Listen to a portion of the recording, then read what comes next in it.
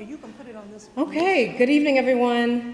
Good evening. I just want to say we're having, as all of us are here, if you are comfortable and you want to get closer, we don't bite, I promise you.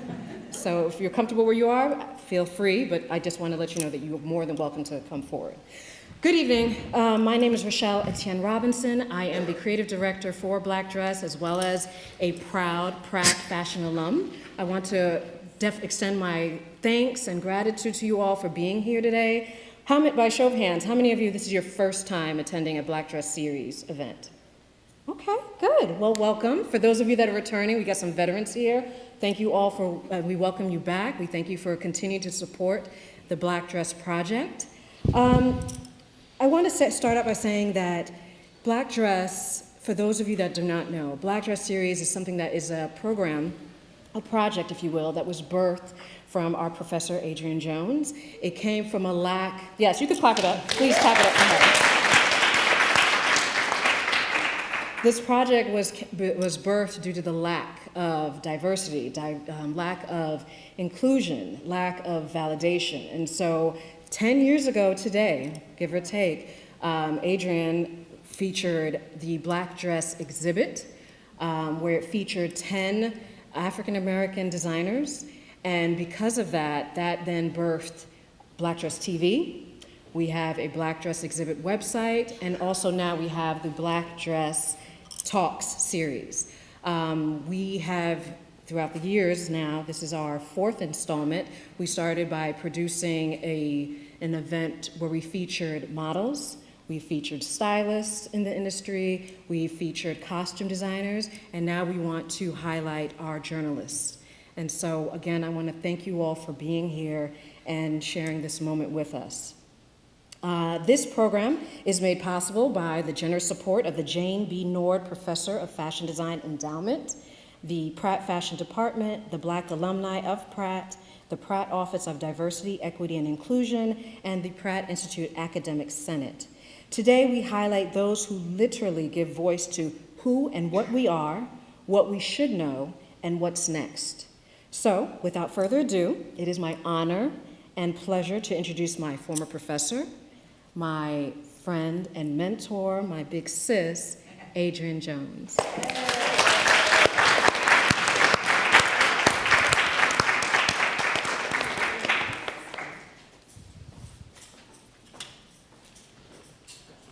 Michelle, I have to move your Apple box.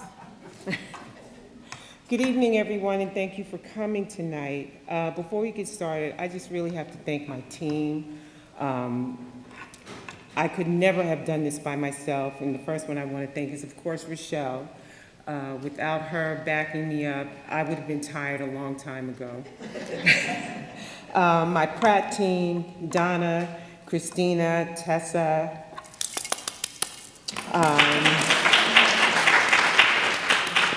my student workers, the communications team, Amanda and Miranda, okay, and everybody works together with me to make sure that everything behind the scenes is running smoothly, and sometimes it doesn't, but that's where we are. Tonight, I have the esteemed honor and privilege to introduce you to yet another group of the most incredible individuals in the fashion industry. We're focusing tonight on journalists, and I hope we have some of the writing students here tonight because this is very important for you. So we'll start with Ms. Teri Agins. She's an award-winning journalist.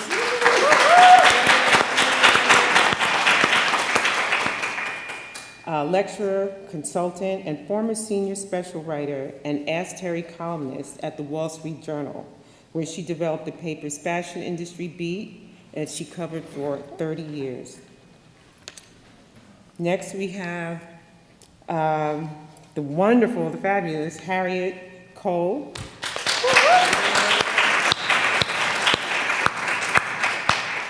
Harriette is a best-selling author, nationally syndicated advice columnist, motivational speaker, media trainer, professional public speaking coach, and a veteran in the field of communications. Harriette served as fashion director of Essence Magazine, editorial director of Uptown Magazine, and editor-in-chief and creative director of Ebony. Cole is also the founder of Dream Leapers, an educational platform designed to help people access and activate their dreams. Thank you, Harriette.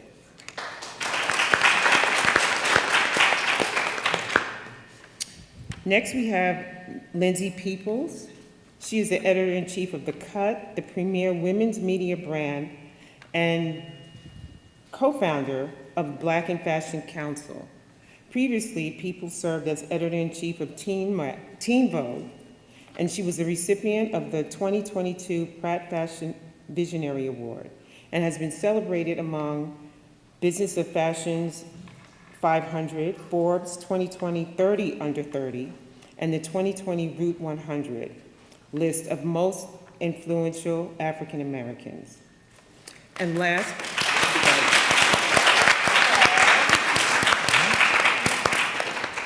I'm just trying to get through this because I know they have a lot to say. Last but certainly not least, our very own Walter Greene, who serves as the fashion consultant for Black Dress. Walter has morphed into the ideal fashion and beauty strategist by way of his multi-layered career in fashion, beauty, and entertainment. Walter hosts the fashion segment 30 Minutes on Crew TV.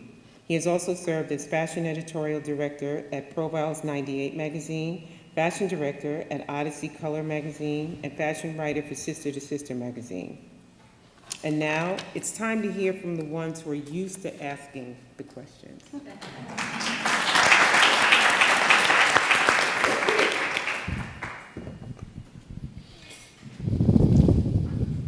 So I'd just like to start, maybe you want to give a little more depth and detail as to who you are and what you do, and then we'll go into my questions. Okay, Harry, you can go first. That's such a big question. I promise to answer it short. Especially for the students in here, from the age of 12, I knew I was interested in fashion and writing. By 13, I was a model. And my dreams of being in fashion and writing have existed for my whole career in one way or another. I, as you know, started my career at Essence. Prior to that, there was modeling all along the way. I wanted to be a writer. I've now written 7 books about how to live a great life. You saw Jump in the Room, that was my first, which featured what would a black wedding look like? And we had made many stories like that at Essence magazine that I had produced, and then I was invited to write this book. You never know what one step will lead to. You know, if you keep your eyes open and you believe that you're doing what you should be doing. I went from producing images of black people being beautiful in one way or another to helping people off the page, which is what I've been doing, teaching people how to present themselves well beyond how you look, including how you look, but also how you communicate. And so for many, many years, I've been teaching public speaking, media training. I began when I transitioned from Essence to my own company because I told somebody who happened to be the head of Uptown Records that I was writing an etiquette book called How to Be. And he said, do you think you could teach that to my artists? This was Andre Harrell at Uptown, where Mary J. and Puffy and all of them were. Mary J. was one of my first clients. Then came Alicia Keys. Then came hundreds more. And because I said yes. So say yes to what your heart tells you to do. Open your mouth and tell people what you want to do. They cannot know it unless you tell them. And don't ever give up. I say I've had 39 lives. I could tell you a gazillion stories. But it's always evolving under the umbrella of how to present yourself well and how to be your best. So that's the encapsulated version. Thank you very much. Now, Ms. Teri, would you like to go next? Thanks for having us. This is a great venue, and I'm happy to be here again at Pratt. I am old school journalist. I'm a newspaper person. Well, I'm from Kansas City, just to hear my accent, and I decided at 13 years old I wanted to be a newspaper reporter, and actually at the school I started writing a column at my junior high school newspaper called Teri's Tips for Fashion Flair. And anyway, so it's really funny that many years later I ended up doing this, but I just wanted to be a newspaper reporter. Anyway, through all this, I worked at the Kansas City Star, my hometown newspaper, as a summer intern, the Boston Globe, and then, many other jobs before. I then started the Wall Street Journal in 1984. And I started the first 5 years that I was at the Journal. I did not write about the fashion industry. I covered the courthouse when Rudy Giuliani was U.S. Attorney. Wow. I also covered airlines. And we had all these bankruptcies, People Express, TWA, Pan Am, all these companies, yeah. So that was great preparation. And that's why I always tell people, you don't have to be, as a journalist, you don't have to be somebody who's into fashion to be able to do this. Actually, I think that all that work that I did before actually prepared me for this. So then, around 1990, Norm Pearlstein, who was the managing editor of the Wall Street Journal, decided we should start covering the fashion beat as a beat. None of the women wanted to do this in the paper. All the women wanted to cover mergers and acquisition and banking and everything else. And I'm like, I can do this. And we were a 2-section newspaper, no photos of the Journal, if you remember the old school Journal, how it looked. And I'm competing with everybody else in the paper to get in the paper. So it was, and also we didn't get assignments in the paper. So my job was to go out and try to find stories that would engage everybody. We had a lot of male readers, so obviously a lot of guys we don't want to read about fashion. Well, if they want to read about fashion, it involves money, investments. So of course I was looking at public companies like Liz Claiborne and VF Corporation, and then I was lucky to be there during when everything broke loose, starting the 1990s, when the whole change with the dress codes changed. That was huge. And then, of course, we saw the whole explosion of luxury goods in Europe. So I was around for all that. We also had, in the 1990s, something like 40 companies went public. And so that was, Tommy Hilfiger, Ralph Lauren, Gucci. So I was around for a lot of big points in the whole industry. And so it's been a wonderful career. I've written 2 books. I was a judge on fashion, on Project Runway, then on Oprah, and it's been a wonderful career. Since I've retired from the Journal, I continue to do public speaking, and I still write stories once in a while, and it's been a fabulous career.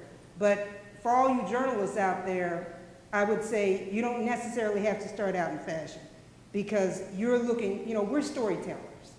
And as a journalist, you're trying to tell people things that they don't know, and stories that really are going to engage people and make people think about things, especially when they're counterintuitive. We'll get into all that when we go through. But anyway, so that's it. Thank you. Thank you. All right, Lindsay, you're up. I didn't know you were going to ask us this. I don't like to talk about myself. But you like to ask others. You like to ask others to talk about This is true. themselves. You have to be nosy to be a journalist, right? I'm Lindsay. I'm from Wisconsin. I love magazines. I love what we do. I think it's the best job in the world. I started out interning at a lot of different publications, and Teen Vogue was the first one. I watched The Hills, and I just loved. I thought, that would be fun to do. And I came here to New York and I interned, and I ended up interning a lot of other places, but my first job was at Teen Vogue as an assistant. I just schlepped in the closet, nothing glamorous or fun, but I loved it.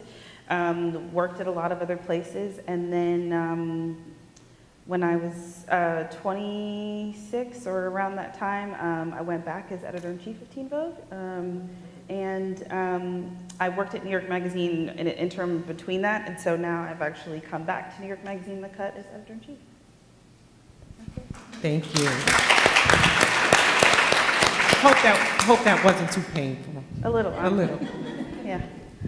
Mr. Greene. Mr. Greene. Miss Jones.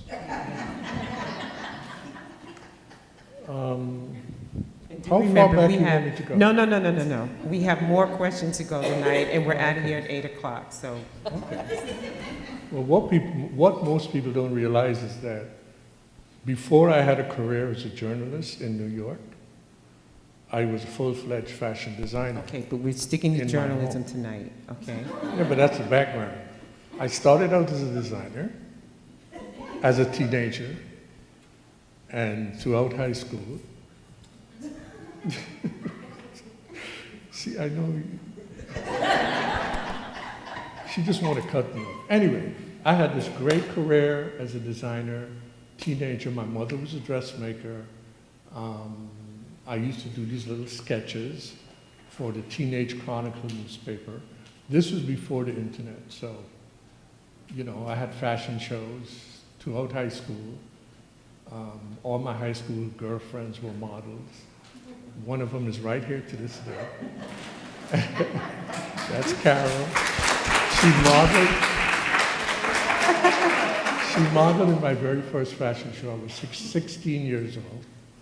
And Are we going to get to the journalism part tonight? it's a long story. We No, did no, the no, Walter no, Greene no. show. It's not the Walter Greene show, okay? Okay, I'll be brief. But tell them where you were. You didn't say that. Huh? Where were you? In Guyana, my home, my birth home. Anybody from Guyana here? My niece is here. And Carol, 2 people. Okay. Anyway, you know, you're going to beg me to speak one day. Anyway, New York, I didn't want to design anymore. I wanted another career. I started at a local newspaper in Brooklyn, the Tribune. And starting out, you have to cover everything. You know, it wasn't just fashion. I mean, I've covered funerals, I've covered, it's true, politicians, everything. And that kind of made me well-rounded. My first real job was on Wall Street, and I kept that for a while. And, you know, I have a layered career. I did a lot of stuff, but it all led back to writing. Even in Guyana, there was this newspaper, I have to tell you this story.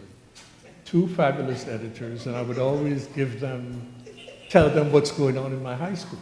I ran the fashion show, I did the theater company, I danced in Hello Dolly, a lot.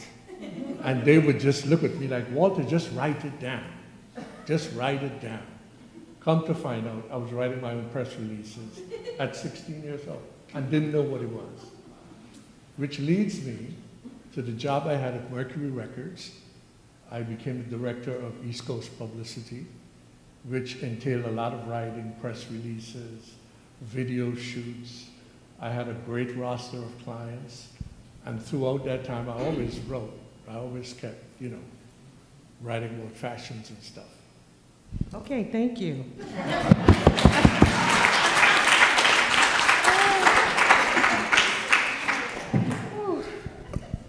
Oh, come on, it's not that bad. So,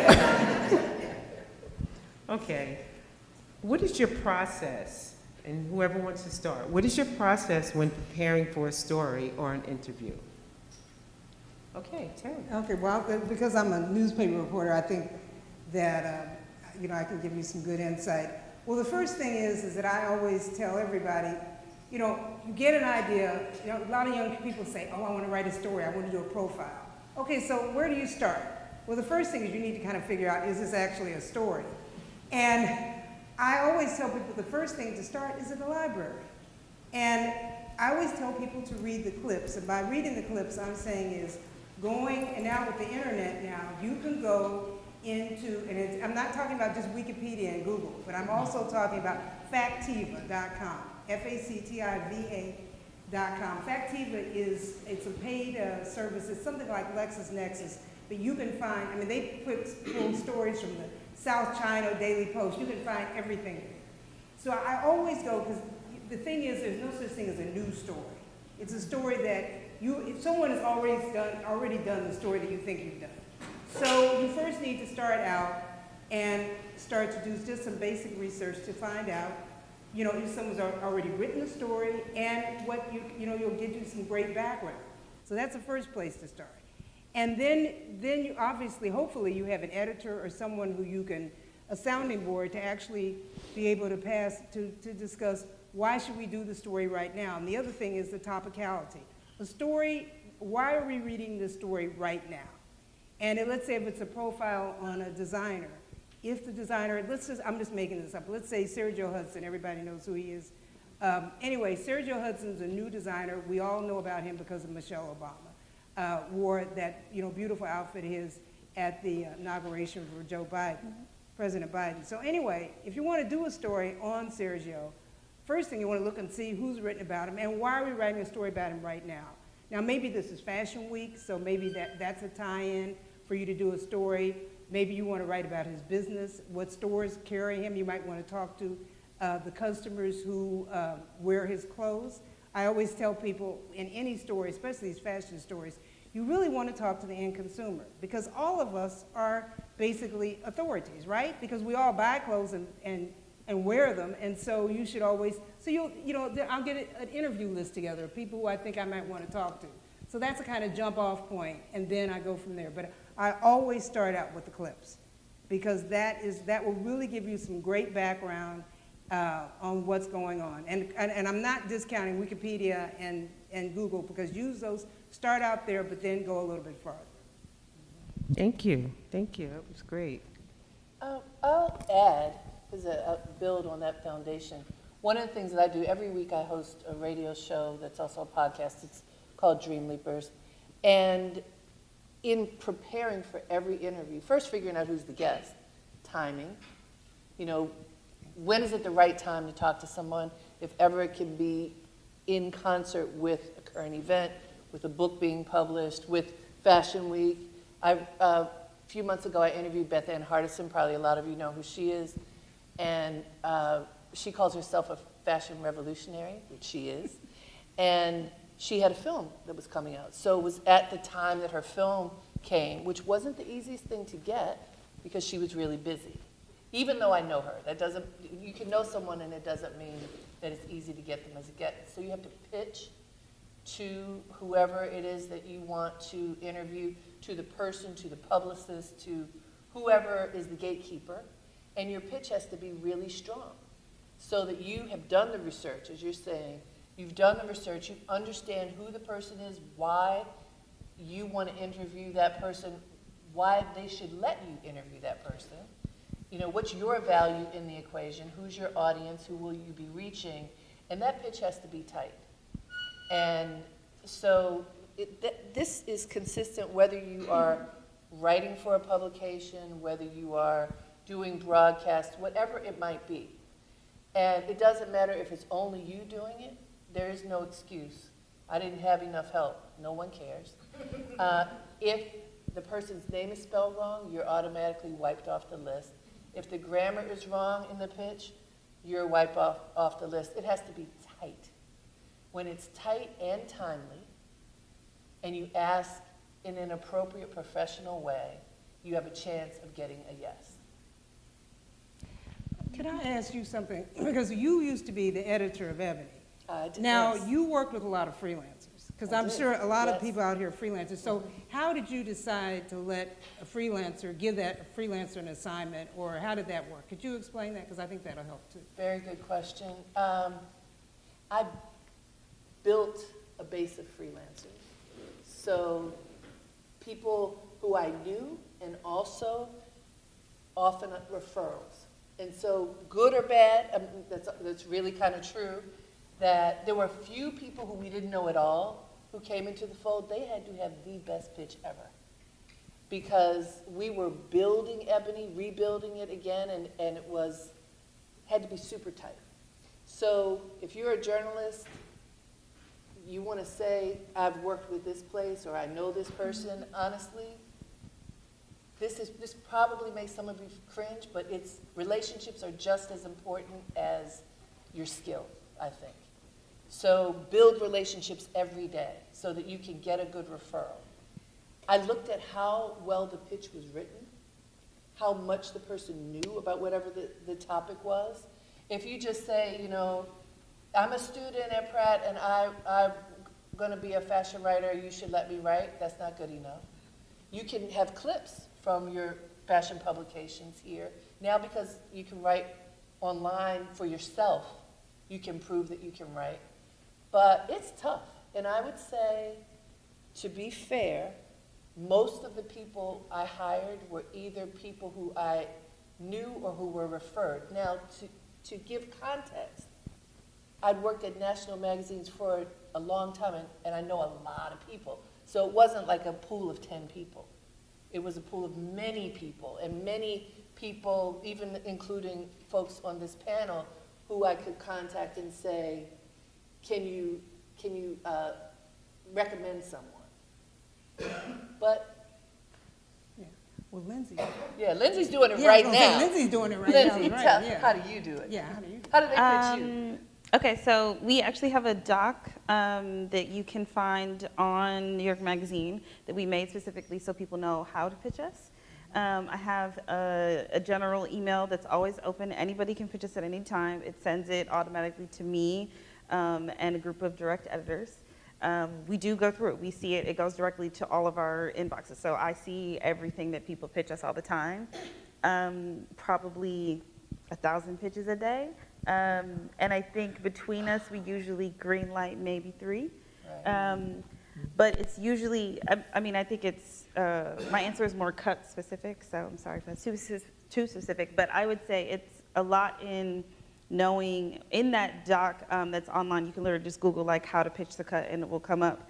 A lot of it is, a lot of times I think people don't realize like any news stuff we already got. We have a news team, so like don't pitch me so-and-so, like Ashanti announced she's pregnant. I don't need you to write that. I have a news team for that. So don't pitch me the obvious thing. It's also, don't pitch me something that's going to take a really long time to report if we haven't worked together, right? Because it's not, I'm not going to greenlight something that's going to take you 6 months to do and I've never met you and I've never worked with you, because that would cost me a lot of money, and where is the ROI in that, right?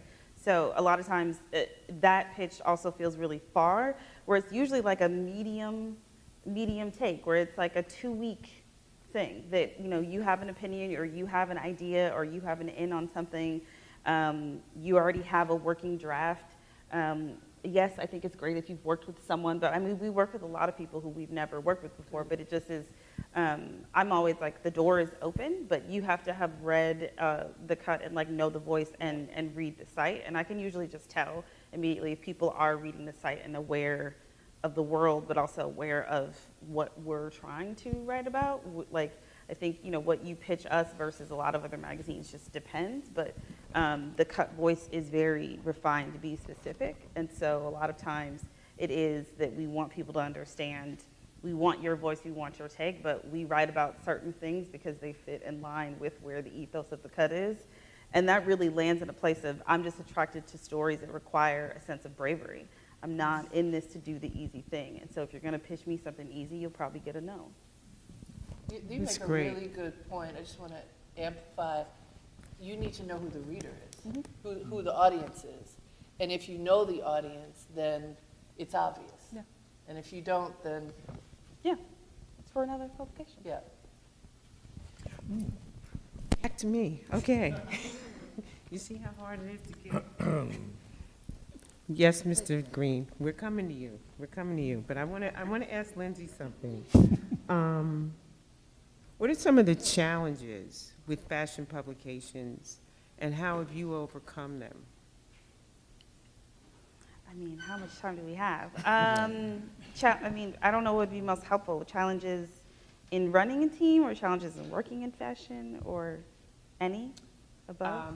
Challenges of being a Black woman. My specific. Yeah, there we go, back to Ooh, I think it's changed over time, right? I think obviously when I started out, I just felt like I was always, and I think still do sometimes, but you just always feel like you're the weird one out. Like you feel like everyone is aware of things and has access and resources and understanding that you just don't know. I think coming from the Midwest, I just remember loving fashion, reading about it, just like being such a nerd about the facts and the history of fashion, but feeling like because I didn't grow up wealthy, or because I didn't grow up in certain circles, that I didn't have the tools that I needed. And so for sure, you know, when I started out as an assistant, for that whole time, I just remember crying all the time. Like I remember, I just remember like I was working 3 jobs. I remember I didn't have the same like designer clothes as my counterparts, and that was a really big deal. because that was a form of social currency. With a lot of fashion people, it can be surface level. That's just the honest to God truth. And so because I didn't have a Prada skirt, then that person wouldn't come up to me and talk to me, but I would be the first person there and the last person out. But because I didn't have money to do this or that, I did always feel like, man, like I'm not going to be able to get to the level that I really want. I think as I got older, it started to feel like people wanted me to really, I would feel like they wanted me to pressure to be a certain kind of Black person that I just wasn't interested in. I never felt like I wanted to try to, specifically for me, I wanted to talk about race and equity and class and so many things that really matter to me and matter to me as my experience as a Black woman. And that always felt like territory that people were scared to talk about or just didn't feel comfortable for me to say it. But that's been a huge driving force in my career. And so I think it felt at that point that people really weren't comfortable with me, that I didn't really care about being palatable for white people, that I didn't care about changing my experience or my voice or the things that I wanted to do. And so if I would come into a pitch meeting and say, oh, I really want to cover this Black actress, and they're like, she's not on brand, she's not this, she's not that. And I would go tit for tat of like, what does it mean to be on brand? What do you mean she's not chic? How did you come to that determination? And I think, you know, I've always been aware that I was outspoken, but I didn't feel like anything that I was saying was really radical. I just felt like it was things that other people were a little too timid to say, or just felt like there was always this tension of you really need your job in the industry, but you also, I felt like some of the work that I needed to do or that I wanted to do had to be done in that structure. I felt like I couldn't do a lot of it outside of it. Like I remember people would say to me, like, why don't you just start your own magazine? It was like, with what money? Where, how would I do that, right? But I do feel like so much of the work has centered obviously around inclusivity, and that may seem like kind of a buzzword right now, or in the past couple of years, but it's still so much of a struggle, and it's still, like, our industry is still not nearly as diverse as it should be, so. Can I just add something on this about the challenge?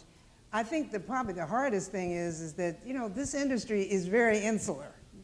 And, you know, Harriette, and you guys know this, Walter, all of us going to fashion shows. I remember how difficult it was just, you know, getting to get invitations to shows, or getting to, a lot of fashion people do a lot of private things on their own.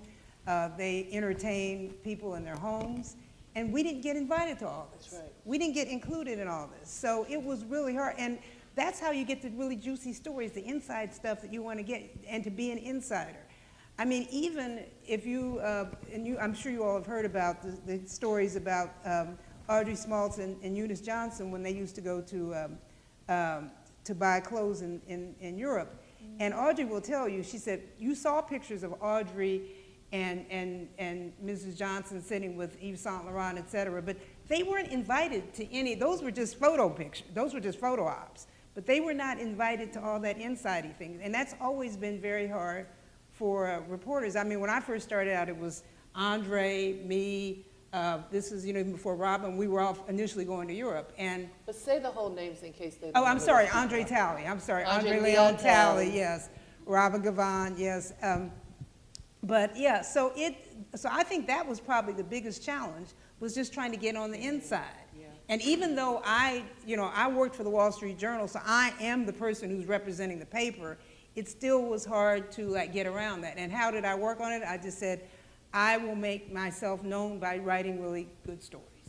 And once I started to get break news, I started to do big stories, then more and more I started getting invited to things. And you have to really put yourself out there, and you have to not be scared of rejection, because this is a place, these people can make you be very intimidated. I remember, you all know, of course, the fabulous Robin Gavon at the Washington Post.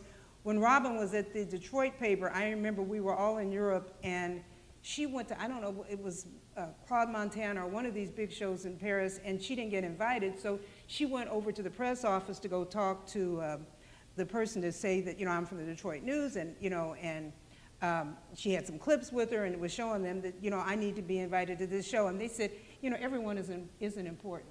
Everyone, they were, I mean, they could be very dismissive about it. And you couldn't get mad and stomp your feet. You still had to come up with a story. You had to figure out ways how to get around things. So, as reporters, we learned how to be really resourceful. And what Right. happened for us, so representing black media? Oh, well, yeah. So when I was at Essence, when I ran fashion at Essence, which was from 1990 to 95, the 90s, the 90s was the time of Afrocentricity. There was a lot of interest in black people, and Essence represented 1 million subscribers.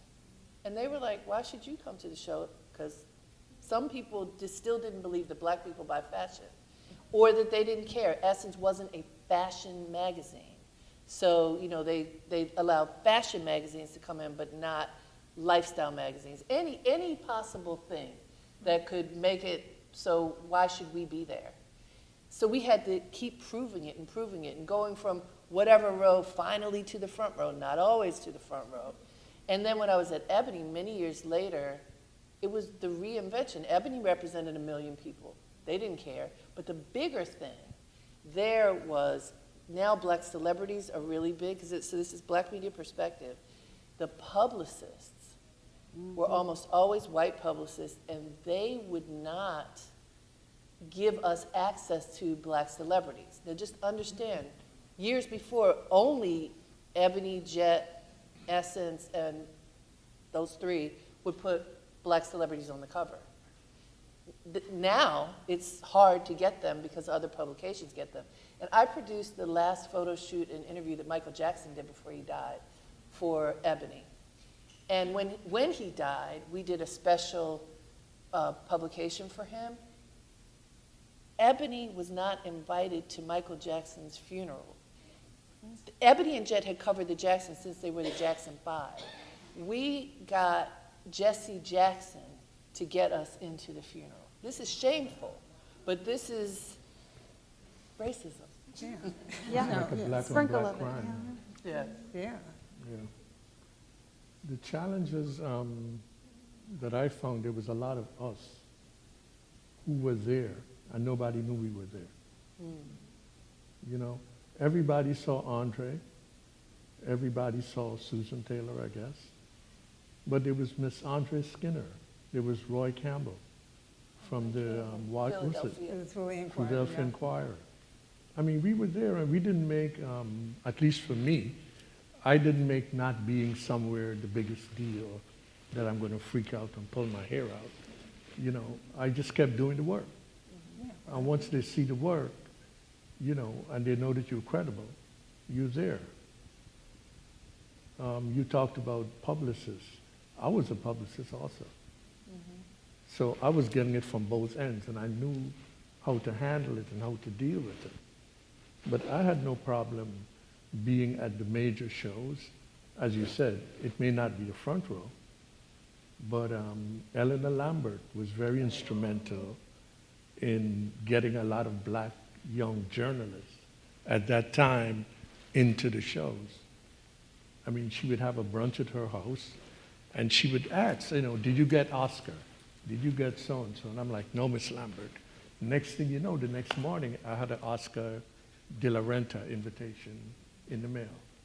So Tell them who Eleanor Lambert was. Eleanor Lambert was the woman, she was a publicist, first and foremost, and she was the woman who initiated the Battle of Versailles. Everybody read about the Battle of Versailles in Paris. No. She's the one that brought... They don't know, so you have to explain what it is. She's the one that brought the American designers to the limelight. In Paris, they wanted to raise money to refurbish. Yeah. They wanted to refurbish the palace. And they said, okay, we have French designers, and they came out with all this stuff. 5 French, 5 American. What's that? And this is Alva And Chin, that's who Alva was in Chin. the fashion. Yeah. She in was Battle one of the Versailles. models that came out to Versailles as part of the American team, which Stephen Burroughs was the only black designer at that time, representing the U.S. And it ended up the U.S. team was the biggest stars of the show. You know, the Parisians were there, yes. They had Josephine Baker and all these people. The American team had Liza Minnelli, it was? Liza Minnelli, Beth Ann Hardison, Pat Cleveland, Alva Chin, and they were the stars of the show. The woman who got all that together is Eleanor Lambert, Right. the late Eleanor Yeah, Lambert. and she also she started the Cody Awards. That was before Right. the CFDA. So the Cody Awards, that was her big thing that she started. So we had fashion awards in the United States. Fashion And, awards and fashion shows. And fashion shows, exactly. This was before Fern Malice, before the tents. There were shows all over the city. You had to be running from the west side to the east side, uptown, downtown. For me, it was fun. I enjoyed every It minute was of it. fun. Thank you for this great insight and for the history that you add to it. And just remember that a lot of these people don't know the story, so feel Right. free Yeah. to fill that in.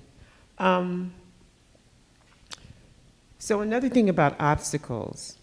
What obstacles present themselves when it comes to readership, especially in this day and age? Do you see the numbers increasing or declining when it comes to online publications? Lindsay, I guess you would be first for that. Readership. I think it's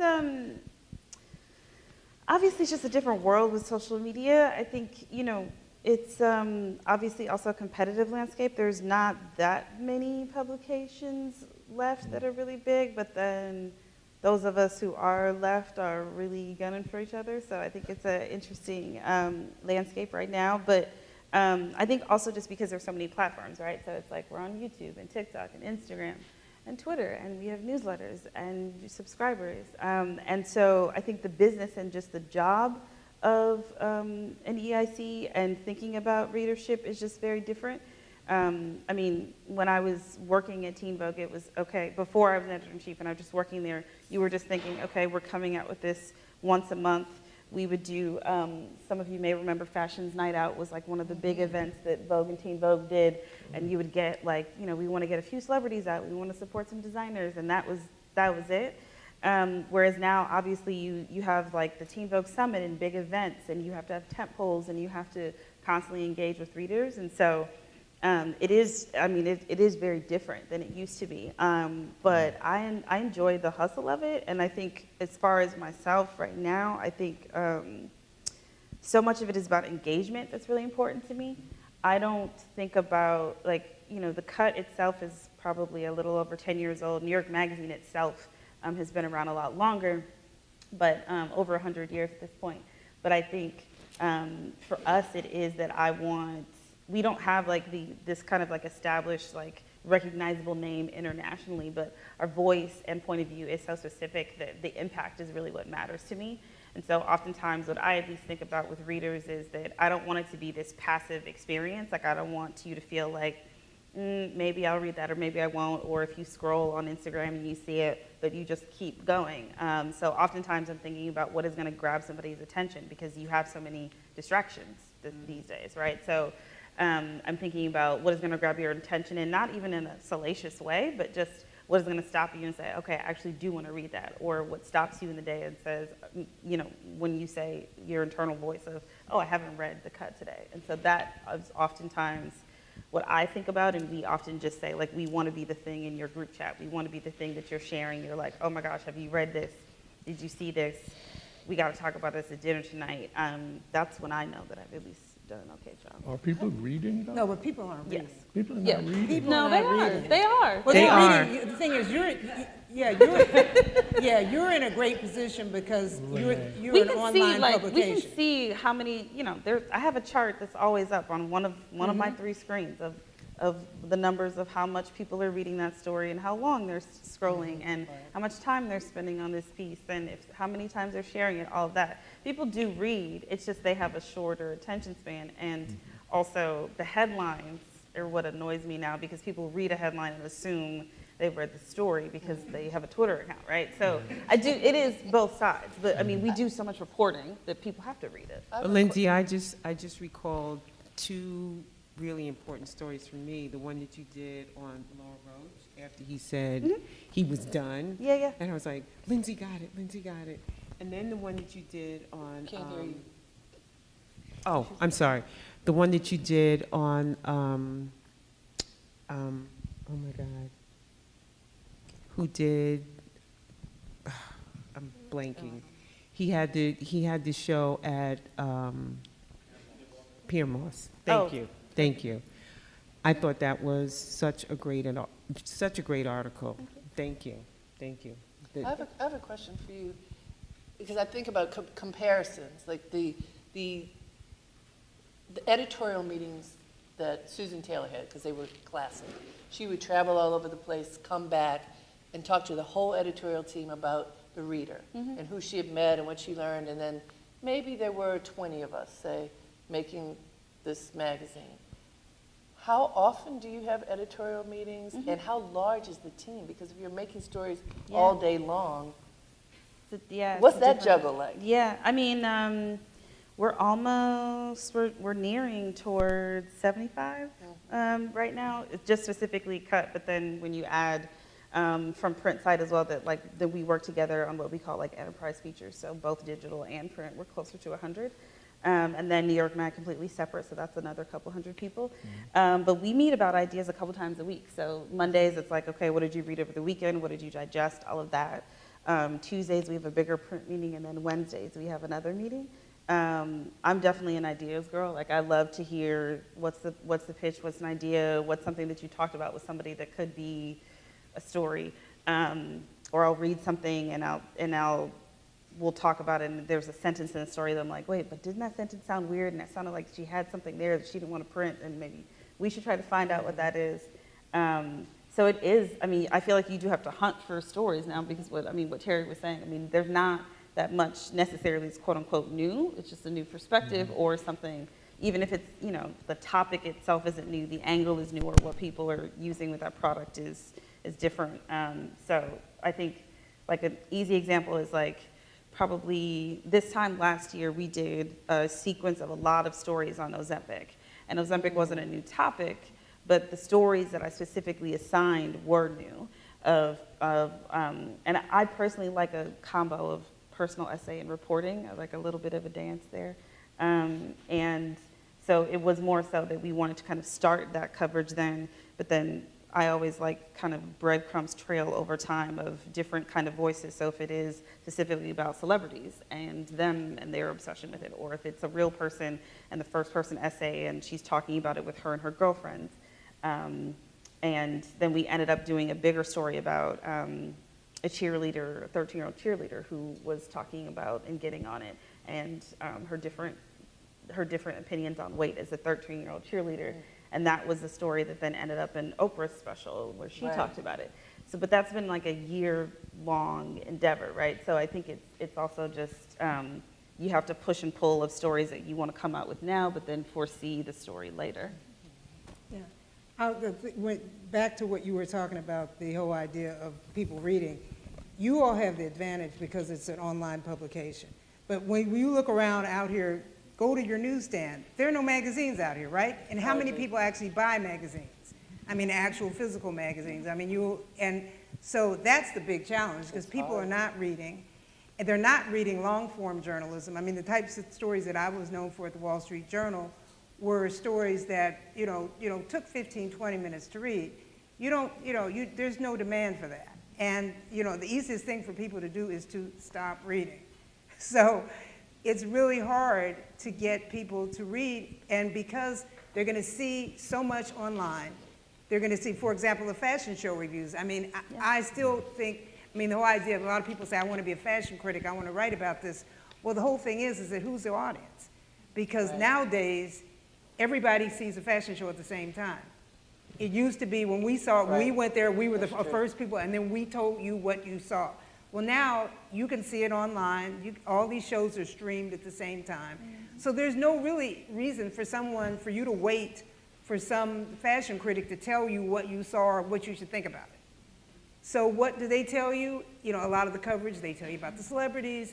They will give you some inside gossip and everything. But a lot of times, people really want to read about clothes that they can wear. And then, of course, now with the interest in fast fashion and all these other brands that have nothing to do with fashion shows, that also, you know, that's not covered in publication. So I think it is really hard now when I think of people, I hear a lot of young people say, well, I want to do what you do. I would love to have a kind of career that you had. And I said, you're not going to have that anymore because there are not a lot of, and for example, even newspapers. Now when at the shows, it's Washington Post, New York Times, LA Times, and basically kind of that's it. And then of course Women's Wear Daily. But we don't have, I mean, it used to be Houston, Chicago, I mean, there were reporters from everywhere. That's true. And so you don't have all that, you know, there's not that interest. And as I said, because you don't need a reporter or a journalist to actually translate what you're seeing. So I think it's a tricky time for the industry as fashion writers. How do you engage consumers? You engage consumers, as you said, a story like Ozempic, that is something that is you know, it's got a fashion element in it too. Yeah, and then that is a way to bring them in. But just writing about clothes, I think that's a lot harder. So in that same vein, with the adoption of AI and Chat GPT, how will this impact writers today and in the future?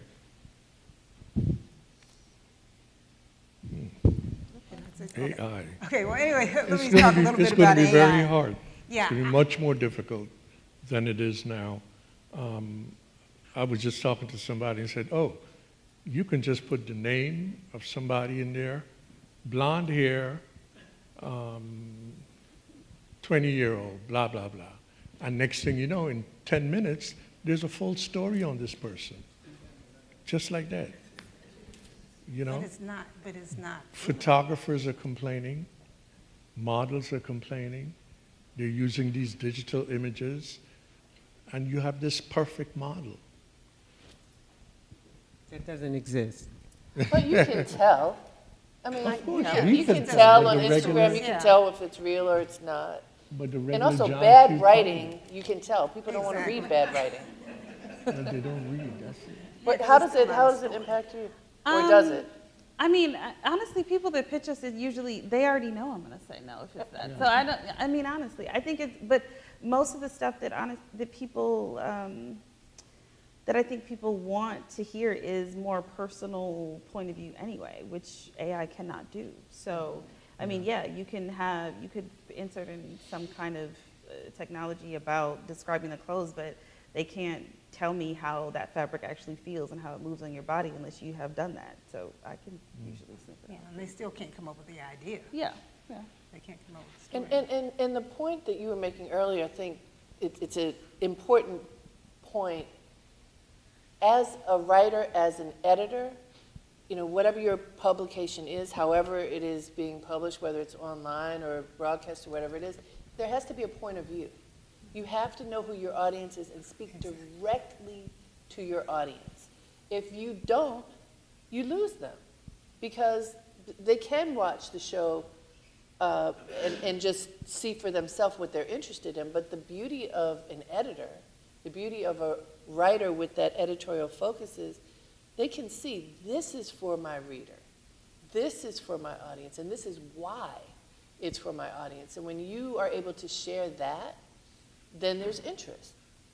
And I remember at Essence, way before inclusive fashion, Susan used to tell us that we had to include models and clothing that was for fuller figure women because the average black woman was a size 14, not a size 6. And this was way before it was easier to find inclusive fashion. And we had to do it because she said that's who our reader was. We figured it out. And you figure out how to honor your reader. And as you were talking about the specific voice that you have, if you are specific, then you can find an audience. You can build an audience. You can work with a publication or media outlet that speaks to that audience. So for anybody who's feeling like, oh, maybe I shouldn't do this anymore, that's not it. Just be more specific. Thank you. Thank you. What are some of your most memorable assignments and why? Okay, I had a lot of great ones. Well, first thing is we didn't get story assignments at the Wall Street Journal, which meant that I had to come up with my own stories. And how did I do it? Because when I went to fashion shows, because I wasn't a fashion critic, so I went to fashion shows where at that time we had retailers there, you had bankers, we had a lot of different people to talk to. So these are the people who I wanted to get to know because that could help me, come up with the story ideas. But memorable stories, okay, probably one of the ones that I'm most famous for is a big story with Marc Jacobs when he was renegotiating his contract with LVMH. Marc Jacobs had been at the designer at Louis Vuitton for like 10 years. He had done the Murakami bag, Steven Sprouse. I mean, it was a really big, he was a real big success. But anyway, I happened to be in London with two investors who were telling me that Marc was perhaps getting ready to leave LVMH. And I'm like, what? How could this happen? So anyway, I came back to New York. I went and called Marc's office, Robert Duffy, his business partner. He said, oh, Marc's in town this week. And so I went over to just kind of schmooze with them. And then I found out that they were upset because Marc only took that job at LVMH so they would actually invest in his Marc Jacobs brand. And so that's the reason why he took this job. But he knew that there was a trade-off because his job was he had to make the Vuitton brand big. Vuitton at that time never had done clothes. They only had done luggage and accessories. So anyway, I found out that they were fighting. And the funny thing, so Marc complained about all this, and I said, oh, hush, you with your $1 million salary. And he said, I don't make $1 million. And that was it. As soon as he said that, I knew this was a story. Because I kept saying, you mean with all your compensation, with everything? He said, no, I don't make $1 million. So that right there sent me on this goose chase to then to put this whole thing together. And of course, the paper told us we're not going to run a story without getting comment from Bernard Arnault. And Bernard Arnault was the head of, he's also one of the world's richest men, but he was the CEO and the head of the Louis Vuitton empire. LVMH, which is Moet Hennessy Louis Vuitton. And so anyway, so that was really hard. And I had to keep this quiet because this was before all this crazy stuff that went on online. So I found out about this in November, and the story had to hold until the fashion show. So it had to hold for all over Christmas. I was a wreck. But anyway, the story did run. I was able to talk to Mr. Arnault actually just like 2 weeks before the story, but I had already written the story, so I knew exactly. I had 10 minutes with him on the phone. I asked him the questions I had to ask him, and he said, oh, yeah, we're in this little fight with Marc, but everything's going to work out, and we're going to help him out with his company. And anyway, so the story ran the day of Marc's show, and then the next day, the Louis Vuitton store on 57th Street opened. So this was like a huge splash. Nobody else had this story. It's great. Another quick story, another one, I'll make this one short, was a story that I did about Brooks Brothers when they opened their first store in Milan. Now, so what? Okay, Brooks Brothers opens a store in Milan. So what? Well, the big deal was that the guy who owned Brooks Brothers, his name was Claudio Del Vecchio, billionaire, his father started Luxottica, which they make all the sunglasses and eyeglasses. Anyway, Claudio decided he wanted to open a store in Milan. Now, why would we need Brooks Brothers? Why would you need, boxy Brooks Brothers suits when you got all this incredible, you've got, Zegna and Armani and everything in Italy. But the reason why he decided to do this was because the Italians have this thing about Brooks Brothers. Brooks Brothers button-down shirts. And the reason why is the most famous, fabulous man in industrialist, Gianni Agnelli, who was the head of Fiat, he was a fan of Brooks Brothers. He started wearing Brooks Brothers with President Kennedy, and they used to hang out together, and he was wearing Brooks Brothers shirts, and that got everybody in Italy interested in Brooks Brothers shirts. Okay, so how was I going to take this little story just about them opening this store? How am I going to make this story something that was going to be really engaging? Well, I wanted to find out more about, get more of this lore on Mr. Agnelli. So anyway, Mr. Agnelli, he's known for, he's the one who started wearing his watch on top of his shirt cuff. This man is like bon vivant, incredible dresser, really, and also a womanizer, the whole thing. So anyway, Mr. Agnelli now is dead. So I talked to Brooks Brothers, and I found out that Mr. Agnelli used to shop only in the Brooks Brothers store in 44th Street. And his salesman, Mr. Davis, a black guy, had been selling to Mr. Agnelli all the time. Now, what Agnelli would do when he would come into New York, he would go into the store, and he would buy all these clothes and have them sent to all his homes. You know, rich people don't travel with luggage, you know that. They have their own homes, and they just leave, you know. So anyway, so I asked them, since he's already dead, can we get some info about it? So then he told me all about Mr. Agnelli's shopping habits. But this is the chocolate chip that made the story go. Wanted to get his shirt size. And he was able to give me his shirt size, 15 neck, 32 sleeve. Suddenly, this is like a very nice intimate detail. It's not confidential, but it's a really nice intimate detail, which then takes the story to another level. So that really, really did cement this story. And then I also talked to Diego Della Valle, who is the owner of Todd's, and he was also a big Brooks Brothers fan and also a big fan of Agnelli. And this made us a really great story. So that's why, and I'm telling you this because I want to tell you, as journalists, these are the kind of little chocolate chips that you need in a story to make it really sing and to make people look up. And that was a little fun fact that really made this story go. And so that was, yeah, I had lots of other great stories of accounting scandals and other fun stories, but those were two that I thought you might be interested in enjoying. So anyway, yeah.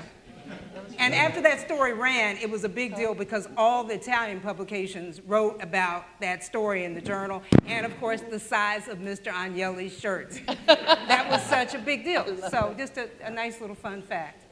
You know, talk about fun fact. I'm sorry. I got to push this in. The book is called Hijacking the Runway. Hijacking the Runway. Oh, yeah, my right? book, uh-huh. She didn't even mention that, right? Oh, But yeah. I think that was such an eye-opener. Oh, thank You you, know. yeah. Yeah, this So is my if you- second book. Terry If has you written can some ever great get hold of books that with book. great stories. Hijacking the Runway. I mean, she gets into the whole puffy thing, and I don't want to give it all out. Yeah, Well, give one of yours. Give one of your stories. yeah, but yeah, you Give one go, of your you go. stories. Yeah, tell us. Which one? Whichever one you choose. Just one, just one. Most memorable assignment? Is that a question? Yes. I mean, there's been a couple. Okay, my first trip to Paris. No, my first trip to Africa. Covering the face of Africa, model search. You know, I do a lot of model things, beauty pageant, judging, training, all that. Anyway, I was the only journalist from the US to cover the face of Africa. I can't remember what year, don't ask me. My friend Isol, who's here, every time I tell him a story, he always says, well, what year was it? I don't remember what year was it. But anyway, they bring beauties from all over the continent into Johannesburg, and the winner always gets a contract with Ford Models. And I think I was there the year when Uluchi won. Anybody remember Uluchi? No, that's way back. Anyway, that was quite a memorable assignment. Huh? Sade. Oh, God. That's music. That's for the next one. I was asked to interview Sade real quick, and the publicist said, Walter, you only have half an hour. That's all the time you have. She doesn't want to talk. She doesn't like to talk, da-da-da-da-da. You know how publicists do. Bottom line, I spend the whole afternoon with Sade. Wonderful. You know? Simple. It's no big deal. Where is the publicist? I don't know.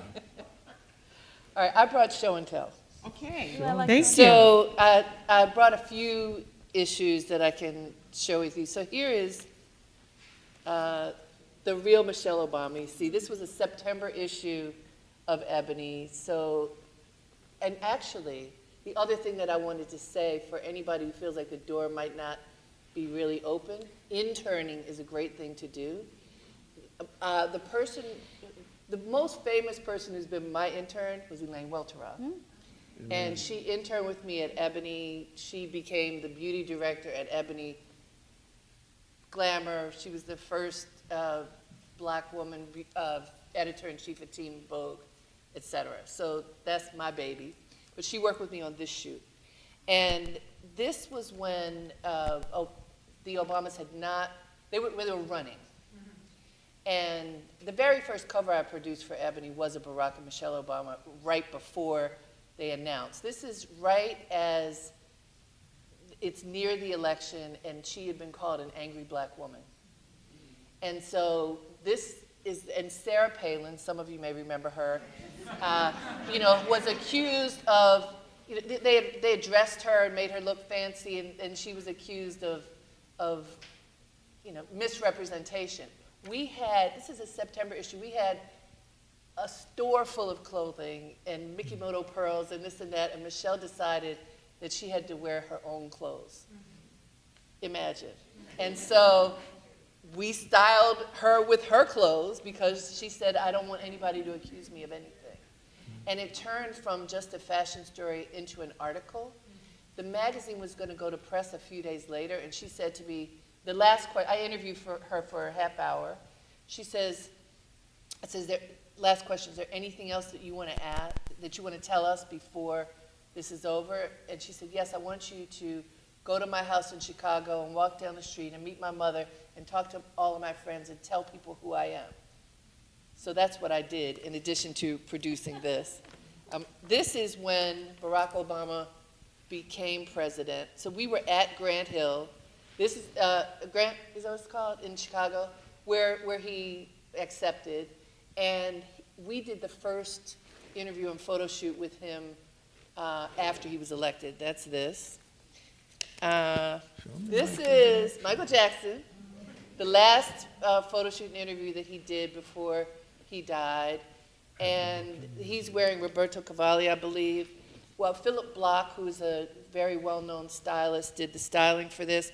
We had $1 million worth of diamonds, and Michael wanted to take all of them. He had on, who knows Jacob the jeweler? So we had, this is when all these celebrities wanted to have the most expensive jewels. So we had a $450,000 watch from Jacob the jeweler that Michael Jackson put on. And then he's like, oh, I can't find it. And I said, Michael. And we had like a 6'5" guard. We shut down the Brooklyn Museum. So my job as the editor was to get the Brooklyn Museum to be shut down, we got clothes for him. This is interesting. Because he was Michael Jackson, he had done no press for years because of the scandal. We got him to come out because it was the 25th anniversary of Thriller. We said, we're not going to talk about the controversy. We're celebrating your album, we promise. And so after the first shot, he was so gracious. Matthew Ralston was the photographer, famous photographer. Michael asks me, are you getting what you want, Harriette? And I'm like, oh, he's so gracious. Second picture, they say, come around the back of the stage. Michael Jackson has something to ask you.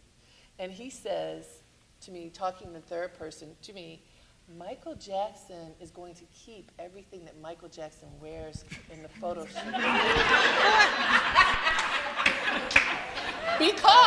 because Michael Jackson knows that the showrooms are not going to put these things back on the floor. They're going to sell it, and they're going to make a lot of money, so that money should go to Michael Jackson. And so Harriette Cole says, Michael Jackson should have put that in the contract that we signed, because that's not going to happen. But later was when he lost the $450,000 watch, and so as he's slipping behind the guard to go into his dressing room, I said to the guard and to him, Michael Jackson's going to find that watch or nobody's leaving. And then he comes back out, I found it. It fell in my pants. And this is the last one. Last one I'll show you. This is the commemorative issue that we did to celebrate Michael Jackson before, upon his death. So these are just a few. I thought it'd be nice to show you just a glimpse. Thank you. Thank you for those beautiful. Lindsay, can you ask Lindsay to tell the wonderful Law Roach story? Oh my Please God. tell us that, Lindsay, please. please. We want to hear that. I mean, mine is not, Michael will kill me.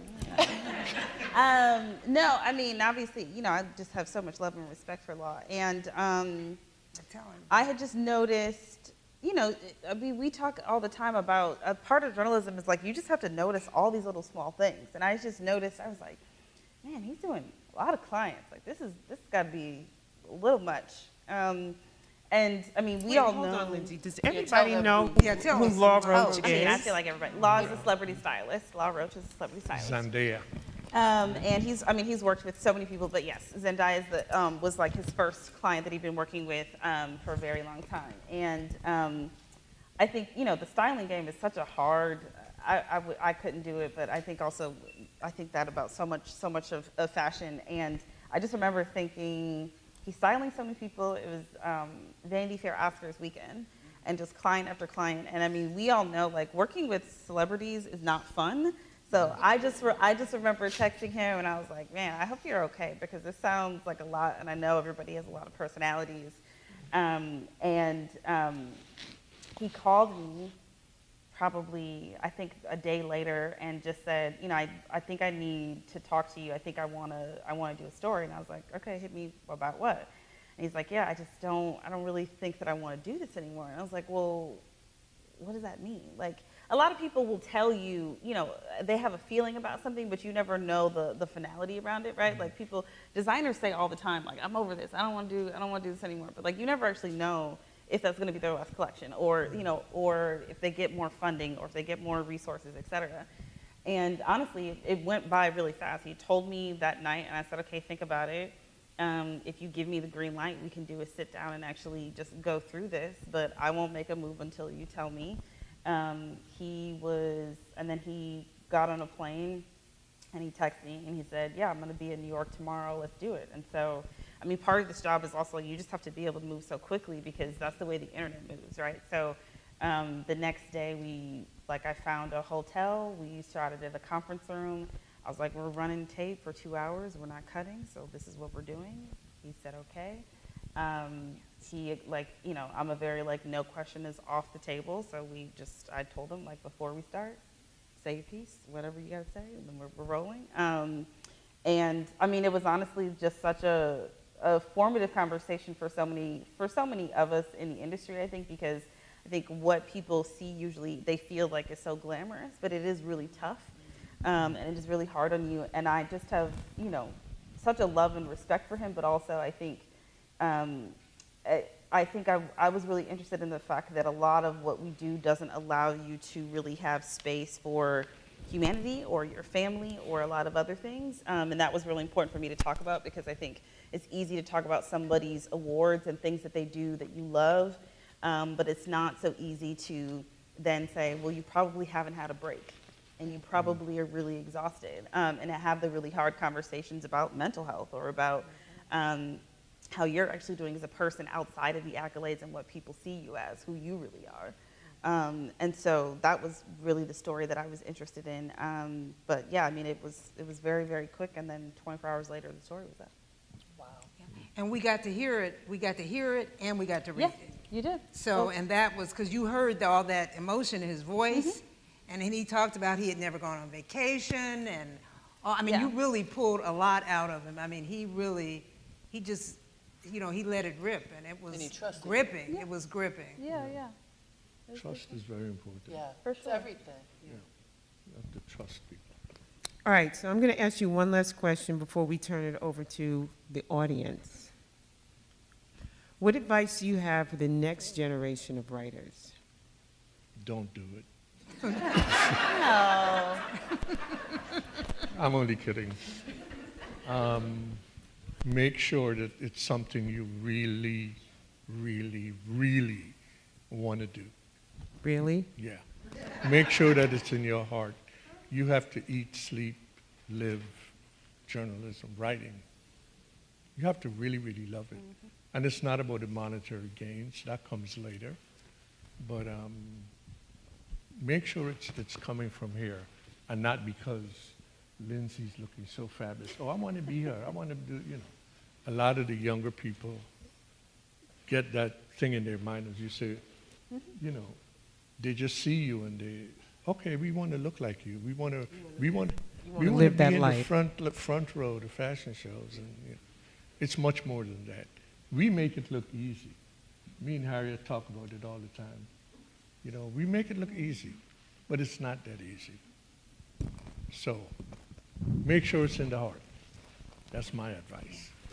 But you can't, the problem is too, also, is that there are no jobs. I mean, I'm hiring. yeah, no, but the point is that there are no, the freelance, most think you people, should say but that. most people who are going to be writing about fashion are going to be doing some kind of freelance gig, and you're going to be getting paid very little. I mean, $1 a word if you can get that. So that means that, and if a story's only running for, you know, maybe 400 or 500 words, you're not even getting $1,000. So the point is that, and you know, I had a career where I was a staff reporter at the Journal, so I got health benefits. I had a salary, so I wasn't paid on how much I wrote.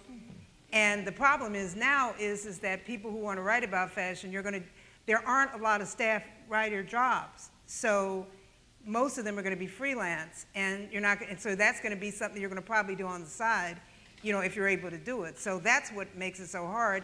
The other thing is, you know, Lindsay, you've already got people on staff, as you said. So if a freelancer is going to propose a story to you, that freelancer has to have a compelling reason to do it. I wrote a story on Byron Lars, who teaches here, right over here. I wrote a big story on Byron in the New York Times that ran in 2020. And when I proposed the story, the only reason why I was able to get the story, because they've got staff people. They've got Vanessa Friedman, they've got Guy Trebay, but the thing is that I have been wearing Byron for a long time. I know him, I knew a lot about his company, and I could do a really fulsome story on Byron that when I wrote a proposal that showed that I knew all this stuff that and I had institutional memory, so that was what I was able to bring. But if not, I would not have gotten that story assigned. So it is really hard to get work as a freelancer. And I mean, you know that. Yeah. And you work with a certain group of freelancers, right?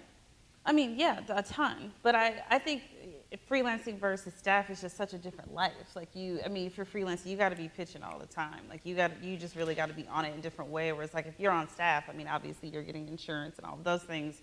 But it is usually, you kind of have some beats. You have some things that you usually are going to continue to cover. But I would say, I mean, I always give really the same advice, is that I really am always looking for people to be hungry to do the work and not focused on the attention around it, less thirsty for the attention. So many writers are always like, oh, like I saw this story went viral and all of that. Like that is the last thing that is in my mind. And so I really want people to focus on the storytelling and less the popularity around it is always my advice. So I want to say a couple things. I wanted to write fashion first. That wasn't the job I got first. Sometimes you are going to have to do other things in order to get to what you want to do. I started at Essence in the lifestyle department. Because I knew fashion, I styled every photo shoot. I didn't get the fashion job until 7 years later. People don't usually last at publications that long, but it worked out really well for me. So patience is important, and the ability to be flexible. You've heard, not everybody you don't usually start where you end up. Right. And it's okay, and you learn along the way. I'm an optimist, so I do not want you all to leave here thinking that you can't do it. I wanted to be a writer since I was 12. I have published 7 books. I'm working on another one right now. I write a nationally syndicated advice column that runs 6 days a week. I think I'm the first Black woman to have that, and I've been writing it for 22 years. You envision it and decide that you're going to make it happen, and then work your butt off. And the other thing, specifically to answer your question, Adrienne, you have to own the topic. You have to completely know what you're talking about. Don't just say you want to be a writer and then you start writing and you don't know what you're talking about. A lot of people do that. And you've heard about research. That's what we were talking about. Do the work. Know inside out. What, Factiva you called that? Yeah, Factiva.com, yes. You know, Wikipedia is not necessarily true. You can start there, but don't believe it. Look elsewhere. Fact check. You know, you have to be your own fact checker. Even when you work for a publication, you still want to turn in something that you know is accurate. And check to make sure it's accurate. But like for me, I knew from 12 that I wanted to write a book. I wrote my first book 20 years later. It didn't happen at first. I wrote for the magazine along the way. It takes time.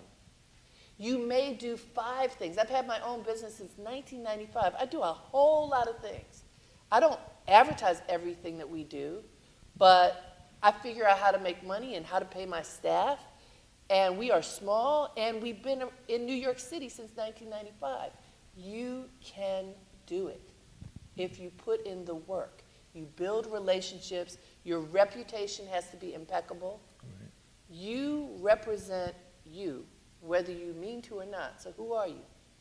Who are you? What do you want to stand for? Make sure that whatever you want to stand for is what you stand for. And then your reputation, no matter if you're in the room or not, will be consistent. And if it's consistently excellent, and you have a point of view, and you understand your topic, and you have built great relationships, then abundance can be yours. And I would also add to that, a lot of people are going on the influence, you know, a lot of influencers are using that as a way to become a journalist. And it's really funny, now you go to fashion shows, everybody's going just to get their picture taken. They get dressed up and get the picture taken. And that's not really journalism. I mean, it's, you know, they're getting their picture taken and they're getting it on, you know, on TikTok and on Instagram and all that. But you can start out, and I always tell people, first thing is I'm hoping that writers are also readers. So if you're going to be a writer, you need to read. You need to read the trades. You need to read Women's Wear Daily. You need to read Business of Fashion. And you also need to, you know, you can start out. I mean, I see so many people doing things on YouTube, and I see people who are starting, you know, they come out, they do their own like kind of little TV shows. This is a way to like get started. Mm-hmm. So, you know, I see a lot of, especially a lot of really good students who decide, okay, I'm gonna like put out something online to like at least, and then you have some clips to show someone to show that you're an authority on a particular topic. But as Harriette said, I mean, this is a lot of shoe leather reporting. This is a lot of work, and the pay, and you're not in it for the money. You are not in it for the money. We do not make. I mean, people on television make a lot of money, but we people who are writers, you're not in it for the money. And also, we did not take free. At the Journal, we had all these rules. We couldn't take free clothes. So we no, could. no, we couldn't take free clothes. But the point is that, you know, I did it because I just like doing, I like meeting people, I like talking to people. I was also curious. Are you curious? Curiosity is a huge attribute that you need to have to be a journalist. But it's tough, and it's harder than it's ever. It's really hard, and it's very competitive because a lot of people are really good at this.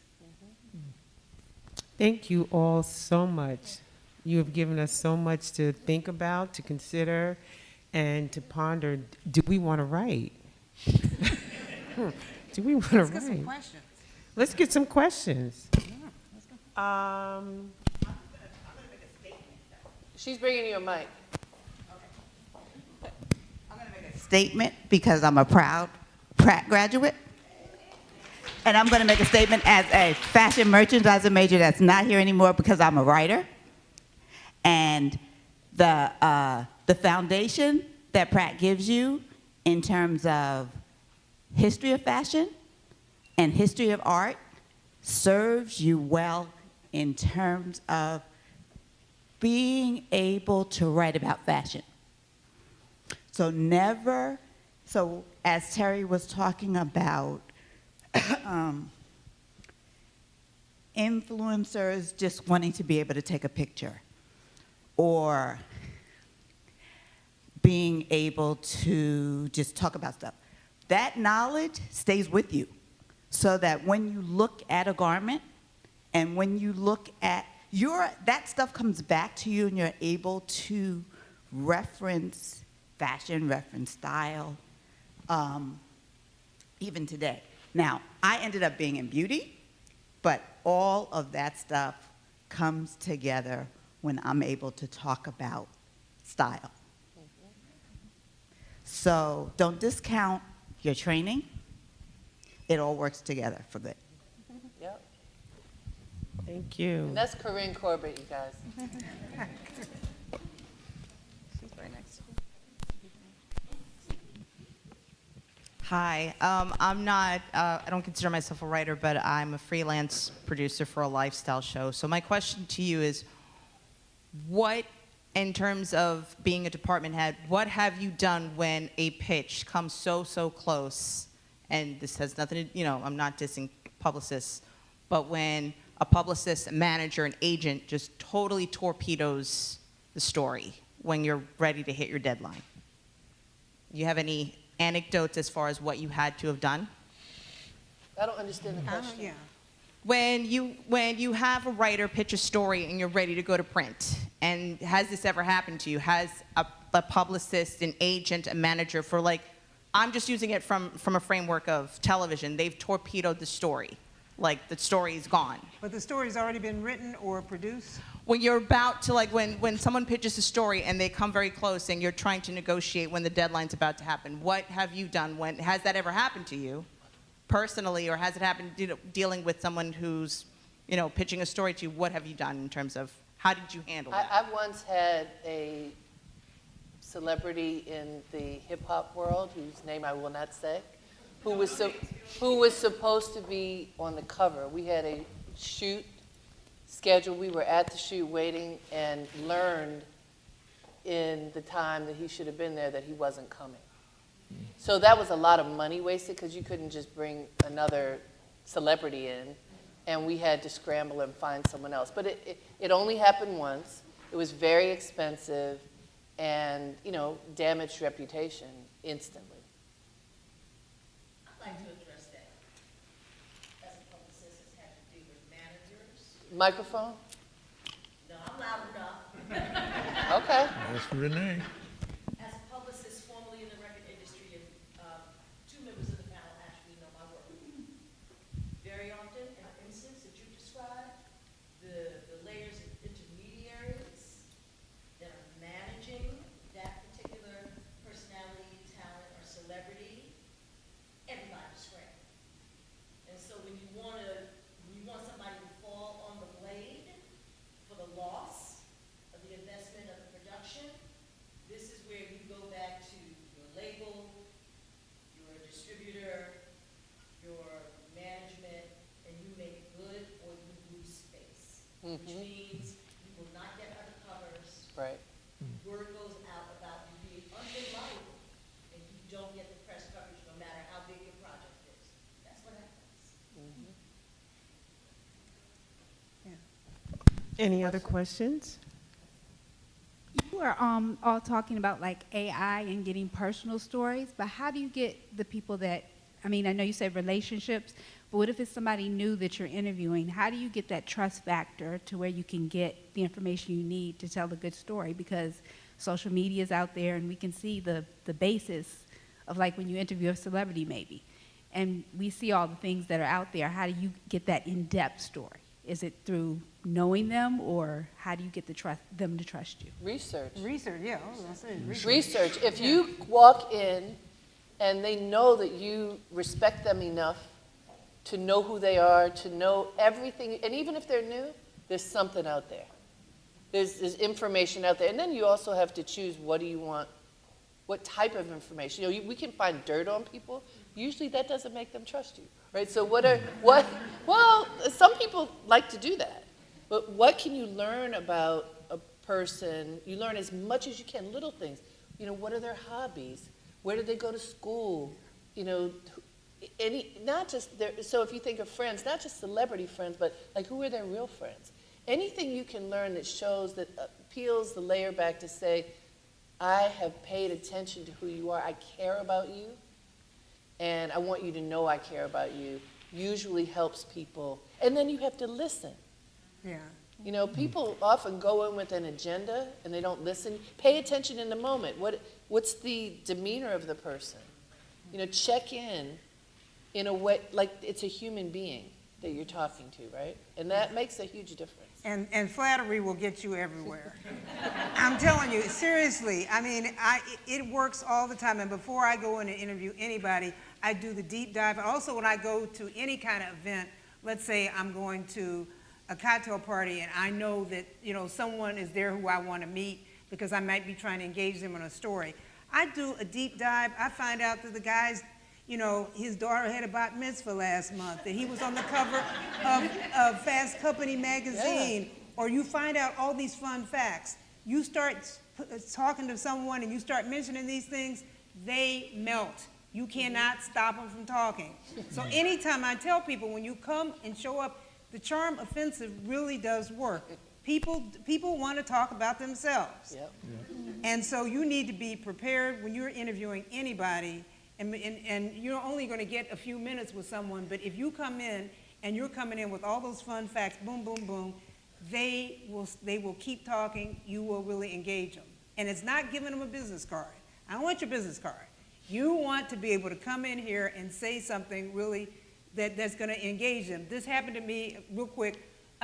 George Clooney. Okay, this is at the Met Ball. Anytime I go to these events, and I'm always trying to think, who do I want to meet? Anyway, George Clooney was one of the hosts of the Met Ball. You always get there early. When you're on time, you're late. You need to be there before everybody else. Right. I got there early. Anna Wintour has a receiving line. I see Mr. Armani, I know him, hello, how are you doing? Kate Blanchett, pretty dress, how are you, da-da-da. I got to George Clooney, I was trying to think up something to say to him. So I told him, I said, hi, George, my name is Teri Agins, I'm from the Wall Street Journal. He took both of my hands and said, oh, your company was just bought by Rupert Murdoch. How's that working out for you? So now suddenly, now we have a conversation going. And so now, the people who are trying to push us through the receiving line, George is waving them away because now we're talking. And this has happened to me a million times. So when you go to these events and when you go and you want to meet people, you have to come armed. I knew that Mick Jagger went to the London School of Economics. I mentioned that to him. Suddenly we're not talking about music, we're talking about something else. It's about him, you engage him. So you know, the charm offensive really works. We need a mic. Oh, she has one now. Oh. Hi, I just wanted to say thank you for all the beautiful insight. I'm not a writer, I am a graphic designer and art director, and as someone who dreams to be on a cover one day, what is something y'all are dying to see as new creatives come in, something y'all are dying to write about, something you wish you were seeing more of? Lindsay, you're the editor. I mean, every day it changes, but I think, I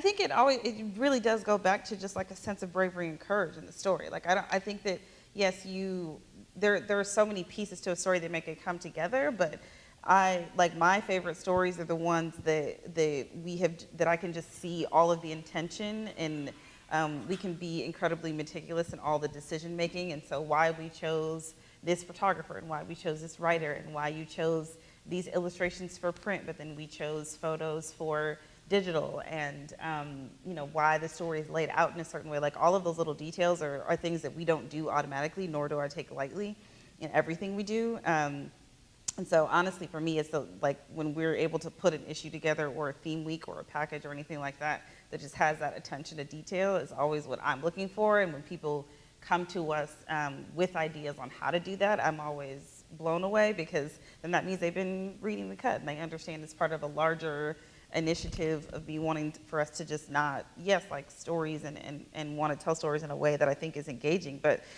it's legacy making work. How do we tell the legacy of the cut and the stories that we really love? And so when people pitch us that, those are the things that I think grab my attention. And I'd like to add, what we used to often do is collaborate with each other, students with students. You know, somebody can be a model, somebody is designing, somebody's directing the shoot, somebody's laying it out. Create something that you want to exist. As a graphic designer, you have such an advantage. So get a writer who works with you and make something that looks like what you think should exist in the world, and maybe it can. You know, or you show that to somebody else. This is what Elaine did for me. She made a mock-up magazine, and I mean, look at her now. So you have a vision, create a vision, work with each other. No, you don't have to spend any money. Well, you may have to spend some money, but you don't have to pay each other. Work together with each other, use all the resources you have to execute a vision, and then share that with others, and you never know what can come of that. Yeah. Byron. Yeah. Maybe, but it is also being streamed, right? Yes, it is live.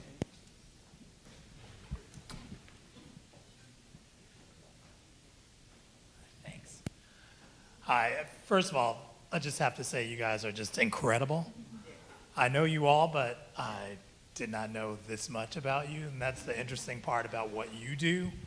Like, I've known Teri for years, and when Teri pitched that story for the New York Times, and we really talked, and she asked me questions that I was very honest and candid about, but she fact-checked me, and I was wrong about a lot of stuff. No, really. You was.